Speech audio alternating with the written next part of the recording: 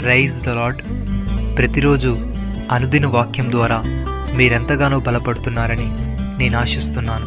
అలాగే మీరు కనుక మన యూట్యూబ్ ఛానల్ని క్రొత్తగా వీక్షిస్తున్నట్లయితే మన యూట్యూబ్ ఛానల్ని సబ్స్క్రైబ్ చేయండి, ఇతరులకు షేర్ చేయండి.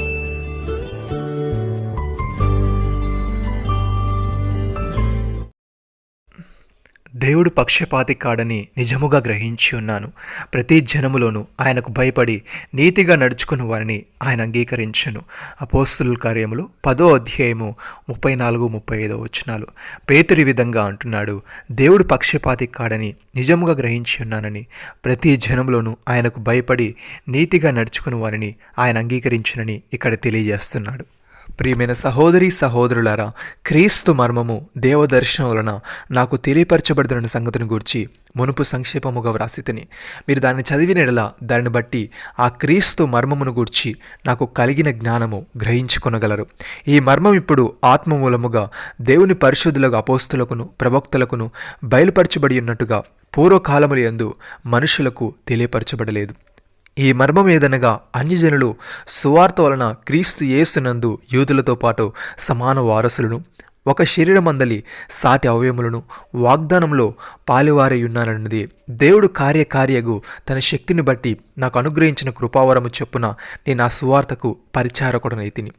దేవుడు మన ప్రభు అయిన క్రీస్తు యేసునందు చేసిన నిత్య సంకల్పము చొప్పున పరలోకములో ప్రధానులకును అధికారులకును సంఘము ద్వారా తన యొక్క నానా విధముల జ్ఞానము ఇప్పుడు తెలియబడవల్లని ఉద్దేశించి శోధింప శక్యము కాని క్రీస్తు ఐశ్వర్యమును అన్యజనులలో ప్రకటించుటకును సమస్తమును సృష్టించిన దేవుని యందు పూర్వకాలము నుండి మరుగైన ఆ మర్మమును గూర్చి ఏర్పాటు ఎట్టిదో అందరికీ తేటపరచుటకును పరిశుద్ధులందరిలో అత్యల్పుడైన నాకు ఈ కృప అనుగ్రహించెను. ఆయన యందలి విశ్వాసము చేత ధైర్యమును నిర్భయమైన ప్రవేశమును ఆయన బట్టి మనకు కలిగి ఉన్నవి. సహోదరి సహోదరులారా, యేసు క్రీస్తునందు మీరందరూ విశ్వాసం వలన దేవుని కుమారులై ఉన్నారు. క్రీస్తు యేసులోనికి బాప్తిసం పొందిన మీరందరూ క్రీస్తును ధరించుకొని ఉన్నారు. ఇందులో యూదుడని గ్రీకు దేశస్థుడని లేదు, దాసుడని స్వతంత్రుడని లేదు, పురుషుడని స్త్రీ అని లేదు. యేసు క్రీస్తునందు మీరందరూ ఏకముగా ఉన్నారు. మీరు క్రీస్తు సంబంధులైతే ఆ పక్షమందు అబ్రహాము యొక్క సంతానమై ఉండి వాగ్దాన ప్రకారము వారసులై ఉన్నారు. నమ్మిన వారు నాతో కలిసి ప్రార్థనలో ఏకీభవించండి.